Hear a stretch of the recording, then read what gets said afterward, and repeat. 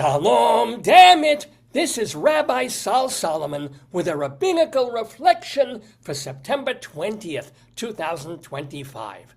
It is an honor, a privilege, and a joy to wish Duvid Lefkowitz mazel on his 1000th episode of the Days Gone By radio-internet-podcast-Morse code program.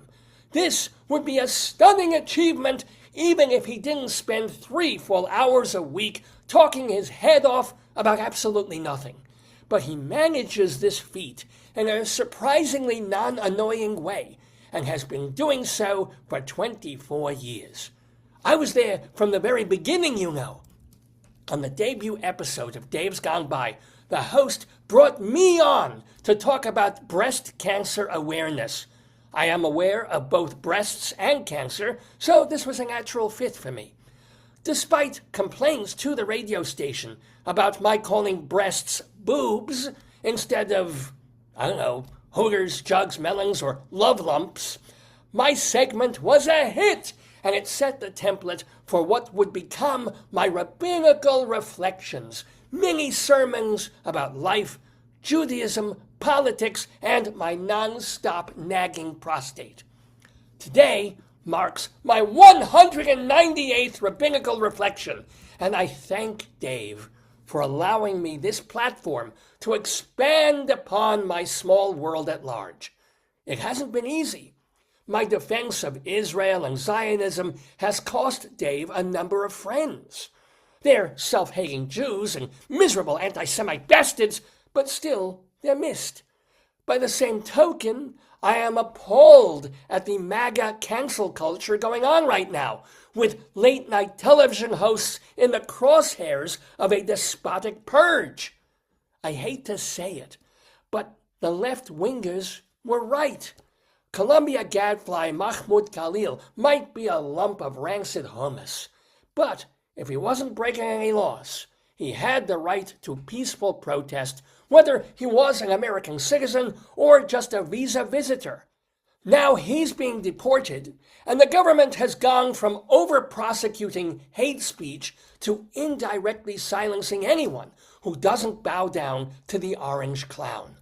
So Dave, I celebrate your longevity and success, such as it is, but I also urge you to speak your mind.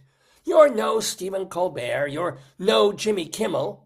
If you were, let's face it, you'd still be banging Sarah Silverman.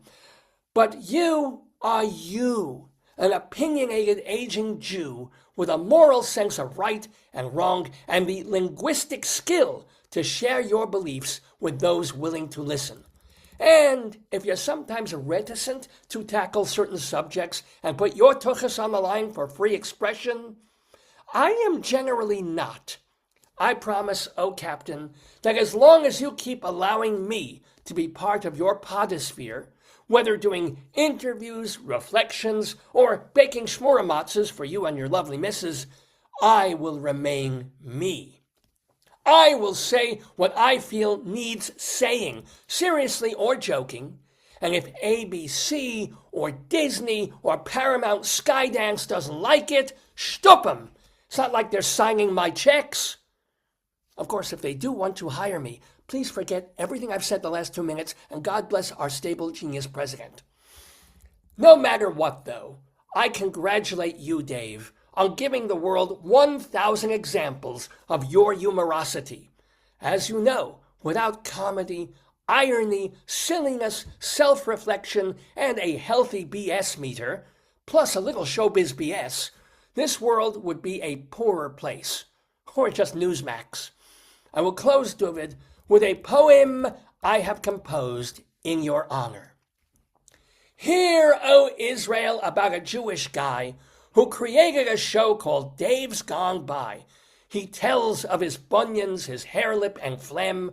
That turns off some people, but guess what? Fuck them.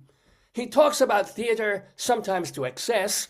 He jokes about life and how it's a mess.